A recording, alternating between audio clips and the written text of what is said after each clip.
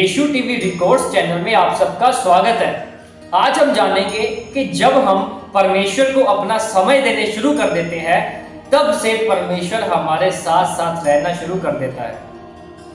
हम जानेंगे एक प्रभु के दास की कहानी। एक बार की बात है कि प्रभु के दास बेनी हिन लगातार प्रार्थना करते रहते थे रात को, और प्रभु के साथ समय बिताने के बाद अगले दिन वो एक सभा में गए।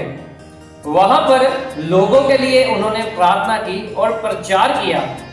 तब वहां पर लोग जो सुन रहे थे वो प्रचार को सुनकर रोने लगे। बहुत सारे लोग चंगे हो गए, फ्लोर पर आ गए, और परमेश्वर के आत्मा ने वहां पर अपना एक बहुत ही अद्भुत कार्य किया।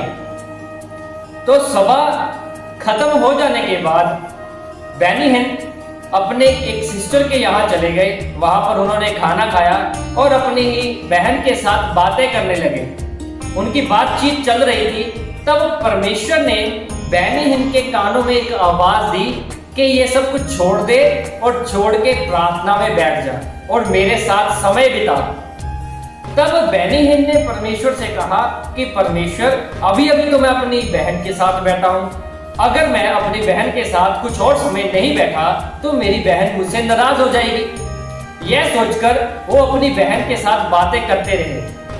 बातों ही बातों में काफी ज्यादा समय हो गया। फिर वो अपने घर चले गए, और घर चले गए, थके हुए थे और उनको नींद आ गई, और उन्होंने कुछ समय भी प्रार्थना नहीं की। अगले दिन उठे और उन्हें फिर उसी सभा में जाना था जहां एक दिन पहले गए थे। उस सभा में लोग काफी ज्यादा आए थे क्योंकि उन्होंने परमेश्वर के काम देखे थे जो एक दिन पहले परमेश्वर ने अपने दास के द्वारा किए थे। यह सोचकर बहुत सारे लोग और भी वहां पर आ गए थे कि जो काम कल हुए थे परमेश्वर आज भी करेगा। मगर बेनी हिन जब वहां पर पहुंचे तब परमेश्वर की हजूरी वहां पर नहीं थी। बेनी ने कहा, मैं रोया अंदर से, चिल्लाया कि प्रभु कहां है तू तो यहां पर है ही नहीं। लोग भी यह सोच रहे थे कि क्या है, जो कल था वो आज नहीं है। इस कहानी से मैं आपको यह बताना चाहता हूं कि आपका पिछला संडे चाहे जितना भी सुपर क्यों ना गया हो, अगले संडे के लिए आपको परमेश्वर से और ग्रेस चाहिए। हर रोज आपको भरने के लिए आपको एक कीमत अदा करनी पड़ेगी। वो कीमत क्या है? वो कीमत है आपका समय, आपकी इच्छा।